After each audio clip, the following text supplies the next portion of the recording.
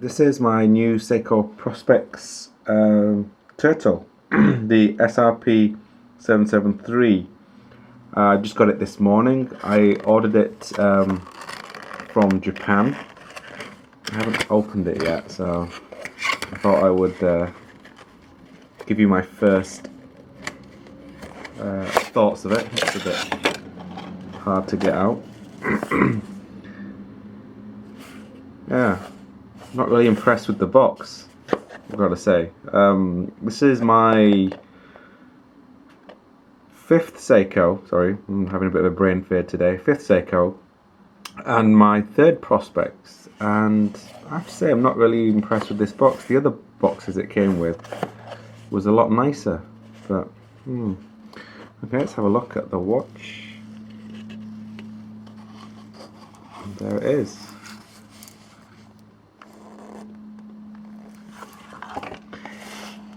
After a long deliberation, I decided to go for the blue dial. If we can just try and get it to... There, we can just see it there without my light box interfering.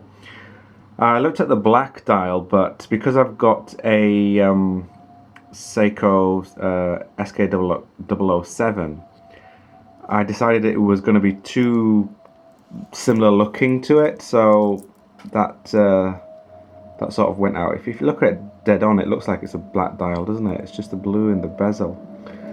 And then I looked at the gold one, which I did really like, but I didn't like the bezel. I didn't like the gold inside the markers. It just didn't.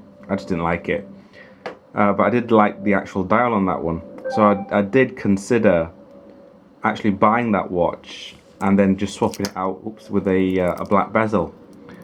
But then I thought, nah, it's too much hassle. And the other one they have with the red, which comes down to I think 20, and then you've got the black, and I think it's black dial. But the red just doesn't appeal to me.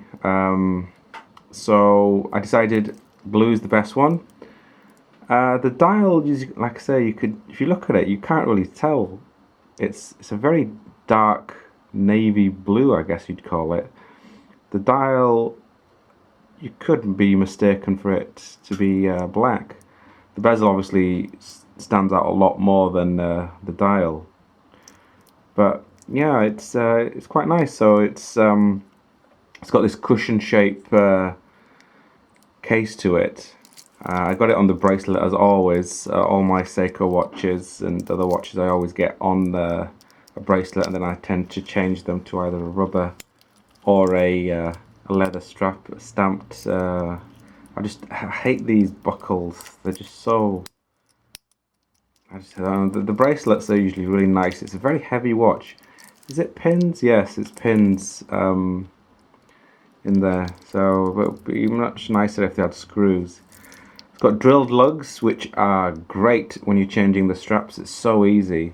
I have had a few people comment and send me emails about how to change straps on these. So actually I might do a strap change later on in this video, so you can see how easy it is to change the strap on one of these things. But the bracelet's quite nice, to be honest. I do like it.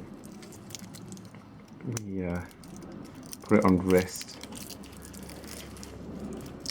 And one of the things I like about these watches and my other Seikos is they have really short lugs. Excuse me.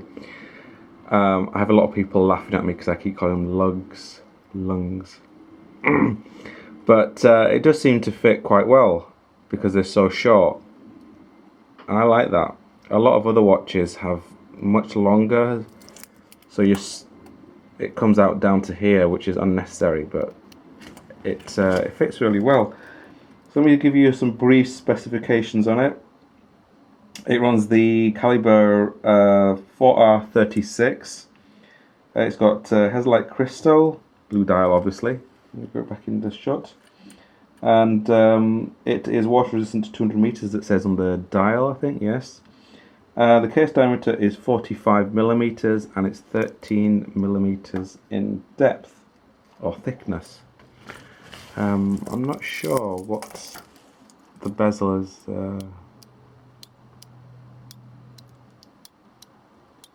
think it's 60. Yeah, 60 click. Oh, it's very stiff. But they're always very stiff. If you look at my other videos for Seikos, they're always very stiff. But they do tend to loosen up a bit. But yeah, it's getting a bit looser. I will do some close-ups of the dial later on in the video. What I'm going to do is I'm going to wear it for a few days or a week or so, and then come back and tell you what it's been like to wear and what my thoughts are about it. I'll probably change the strap, but so far I like it. I do wish they'd had. I see, that's one thing, because it's a re-edition. They can't really change the hands. Had it had different hands, I would have gone for the black. But like I say, too similar to the SKX. But I could always change the hands, not on this, obviously, the SKX. I might change the hands on that. You can buy hands and customize the watches, but I don't know. I quite like the hands. So I will wear it and I'll get back in the next few days or week or so, but in the next few seconds in the video. Okay, so I'm going to change the strap, well, the bracelet to a strap. And I've had a lot of people ask me how to change the strap on one of these, which is very simple. First, you need a toolbar. You can pick up these really cheap, they're only about £1.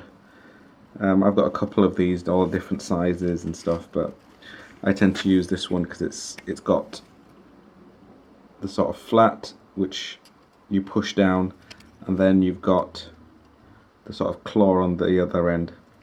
I've also got this one. This one's quite good to take off straps. On the other end you've got a smaller, if you've got narrow pins. So I've got this two, and then some others where you can change the actual ends to them. So let's see if I can zoom in. So about to change the bracelet to a strap. I was making a video on changing them, but for some reason these pins were so hard to get out. I actually had to put the camera down. It was like literally fighting it. So now I've got to decide of which strap to put on here. I'm still looking for I think a blue rubber one. So in the meantime, I think I might just put it on this sort of what's this called? Like a NATO type, what they call canvas strap in blue. But then I've got this perforated one with blue stitching, which could look quite good. Is it the right size? Yeah, it just about fits. So that's another option. What I would like to do is probably put one of these ammo straps on here, because they're really thick, and because it's such a thick watch. But it just doesn't go with the blue. There's this one. This one's not too bad. It's sort of green stitching, which would go with the no, it's that way, isn't it? Yeah. Sorry, I'm looking through the viewfinder. Goes with the markers, sort of a greenish tint. So I don't know. I've also got this one, and then I've got,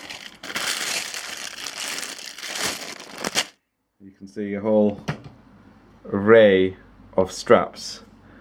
Another one I think could be, I can get it out.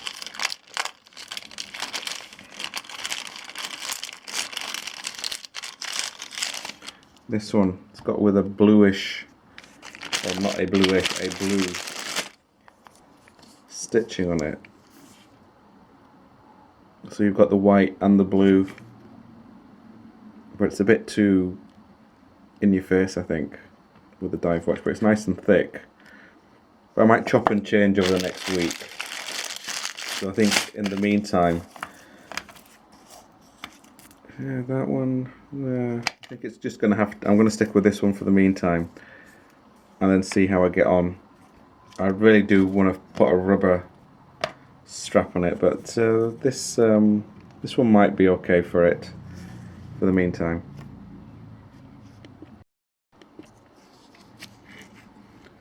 Let's try and get this on. I'm not using a toolbar for this, I'm going a bit hands-on.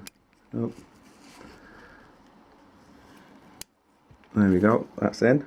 It's as simple as that to put a buckle in, strap. I'm having one of those days today where I can't remember anything. So you put that one in there, line it up.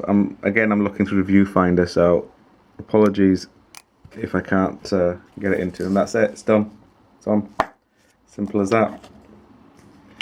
And to take the strap off with my toolbar. See, I've even bent it while I was trying to get the other one out. I don't particularly want to be taking it out again, but all you've got to do is to put the in there, press down, and then pull it out, and it's simple as that. Same with this side. Press down and pull the strap out, and then you saw how easy it was just to put it in the bottom one, line it up with the hole, press it down, and you're in. I need to zoom out a bit, I think.